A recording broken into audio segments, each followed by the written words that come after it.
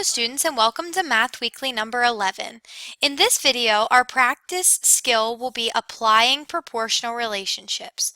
Because we are applying them, if we are watching this video, I'm assuming that you already have mastered Math Weekly number 10, which is proportional relationship basics. If you need to rewatch Math Weekly number 10's video, you are welcome to do so. So let's begin by defining a proportional relationship. A proportional relationship is a link between two amounts that increase at a constant rate of change, also known as a unit rate. There are some truths about proportional relationships that you need to know to be able to apply proportional relationships to our lesson today. Proportional relations have equal, similar ratios. So for example, if you are mixing two sizes of the same shade of paint, if you were to set up equal, similar ratios, it may look something like 3 drops of red for every 4 drops of blue and 6 drops of red for every 8 drops of blue. You can see that one is double the other.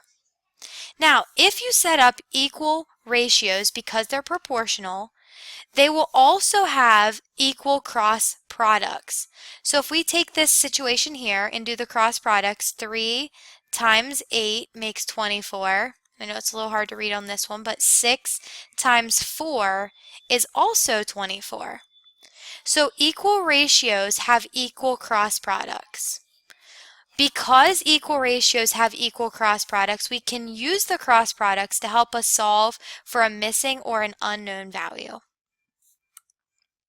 So let's review how to solve for an unknown value. So let's say that we have 3/5 equal to how much over 12.5. We can cross multiply this to see what x is. 3 times 12.5, do 12.5 times 3. 3 times 5 is 15. 3 times 2 is 6 and one more is 7. 3 times 1 is 3. And put your decimal place back in. So 3 times 12.5 is 37.5. X times 5 makes 5x. And because these ratios were equal, these cross products are equal. Now, we don't want to know what 5x is. We want to know what 1x is. So divide each side by 5 because 5 divided by 5 makes 1. And 1 times x is just x. And if we divide this side by 5, we need to divide this side by 5. So take 37.5 divided by 5. 5 goes into 37 7 times, which is 35. 2 left over, bring down our 5. 5 goes into 25 5 times, which is 25. Bring our decimal straight up because we have nothing left over, and x equals 7.5. This skill will help you with our applications today when our scale does not have a value of 1 in it. So let's talk about some applications of proportional relationships that we're going to see today. The first are scale drawings, which include maps, also any sketch of any real-world two-dimensional object that's accurate. It also includes blueprints for construction. A scale drawing, which includes all those things I just mentioned, is a two-dimensional depiction that accurately represents an actual object. And a scale model is the other type that we're going to look at, which is a three-dimensional, which means it has length, width, and height. Has that depth feature that drawings are missing. A three-dimensional depiction that accurately represents an actual object. So let's practice a real-world example, and I'm going to teach you how to use scale and also how to apply it to a real-world situation. So it says the blueprint below shows the dimensions of a living room and kitchen. So this must be a living room and a kitchen, and it could be backwards. This could be the kitchen and the living room, I'm not sure. But together they make up living room and kitchen. If the scale of the blueprint is 1/2 inch is 2 feet, this is a very key component. What is the perimeter of the living room and kitchen? So one option for figuring out what each of these would actually be is to use cross multiplication with the scale. So we could do 0.5 inches over 2 feet. is equal to, and just use this one for example, 6 inches, that would go on the top so that we have similar ratios, is how many feet? 0.5 times x makes 0.5x. 6 times 2 makes 12. So 12 is equal to 0.5x. Divide by 0.5 on each side. 0.5 divided by 0.5 is 1. 1 times x is just x. And then 12 divided by 0.5, we need to move this decimal over, so move this one over as well. 5 goes into 12 2 times, which is 10. 2 left over, bring down our 0. 5 goes into 20 4 times, which is 20. So this side right here is equal to 24 feet. So if I were the person constructing this house, I wouldn't make the living room 6 inches wide. That would not work for people.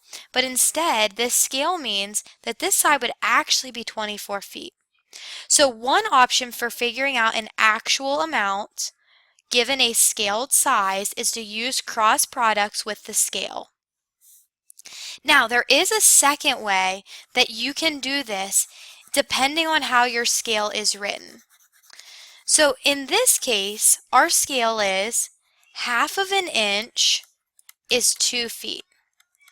Now, it would be easier to think about this scale if this 1/2 an inch were 1 inch. So how many halves does it take to make 1? Takes 2, so you times by 2. 1/2 2 times makes 1. So if I times this by 2, if 1/2 an inch is 2 feet, then 1 inch is 4 feet. Now, what's nice about this is now I can just take this measurement and multiply it by 4. So 6 times 4 makes 24. 1 times 4 is 4. 3.5 times 4 is 14.0, or just 14. 3 times 4 is 12 feet. 2.5 times 4 is 10 feet. And 4 times 4 is 16 feet. This only works if you can either reduce or enlarge your ratio to include a 1.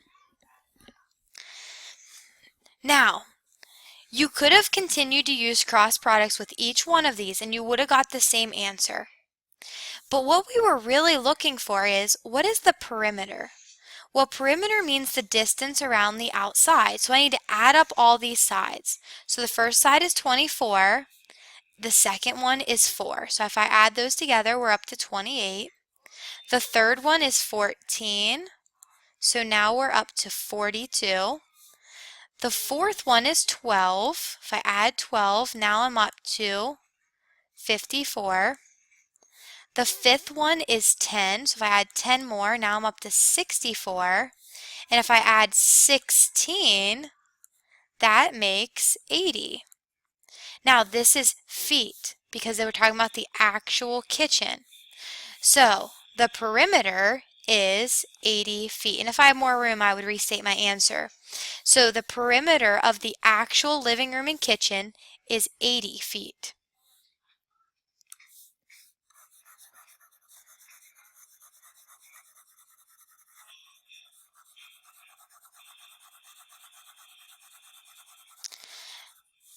Now we're going to look at a second application here, and it's going to ask us to find the area. Now, this area here has 1, 2, 3, 4, 5, 6 sides, which makes it a hexagon. We do not have a formula for finding the area of a hexagon. So what we need to do is split it into 2 simple shapes. So imagine there was a line across here. Wouldn't there be 2 rectangles, one here and one here? Let's label this one A and this one B, just so that we can talk about them easier. So rectangle A is long and skinny. And notice I'm going to get the actual measurements here. It's 24 feet long and 4 feet wide. Our area formula for a rectangle is length times width. So this area is 24 times 4. It's 24 long, 4 wide. So if we take 24 times 4, 4 times 4 is 16, 4 times 2 is 8, and 1 more is 9. That means that the area is 96 square feet. Now that's just this portion. We still need to figure out the other portion as well. So the other portion is also a rectangle, which means we're going to have to do length times width. It is 12 long and 10 wide. Area is length times width, so that's 12 times 10, or 120 square feet. So this section is 120 square feet. If we add them together, that'll tell us the total area.